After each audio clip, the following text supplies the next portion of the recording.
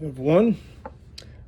So something to think about as we look at common diseases and disabilities and conditions and that type of population is how would we handle the recommendations for daily physical activity, as well as how would we handle specific type of testing protocol.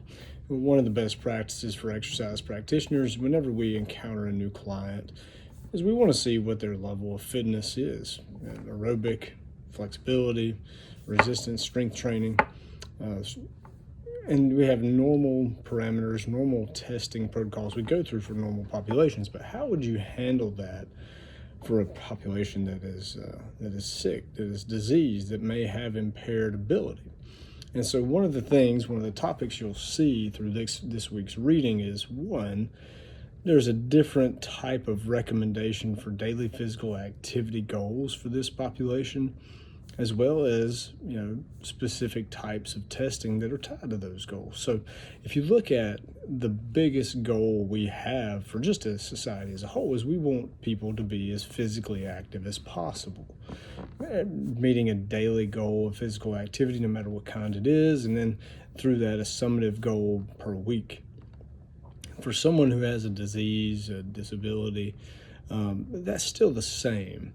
We still have a goal of trying to reach 150 minutes per week, but the intensity changes, and the type of exercise and how they achieve that changes. So while it's still 150 minutes, it may be not as intense, a little bit more light, such as walking at a pace where they can still talk or as they can tolerate. Maybe focusing more on functional type fitness, being able to perform daily physical activities, functional activities. We want this population to be able to function in life.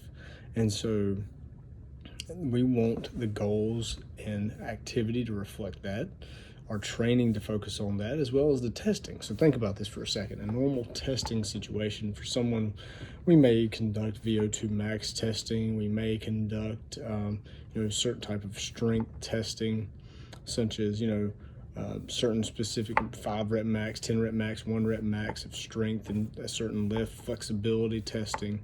We may, depending on the goals, do some sort of plyometric explosive testing. It depends, again, on the goal of the individual.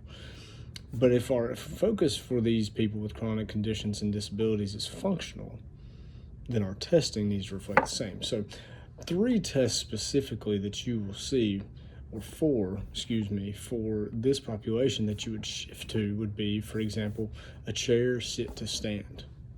How many times can they sit in a chair and stand in a specific amount of time? Functionally being able to sit and stand on their own with no assistance. How many times can they perform a step up on a small step? Can they go up and down stairs on their own? How many times can they curl something very lightweight? And sit and reach, flexibility is important. Chair, sit and reach. So we have to adapt our goals. We have to adapt the way we approach exercise testing. Sometimes we may even have to adapt the protocols of the testing to fit whatever ability these populations may have. So you have to think a little bit differently. You have to use the knowledge we've already got for general populations and tweak it, adapt it.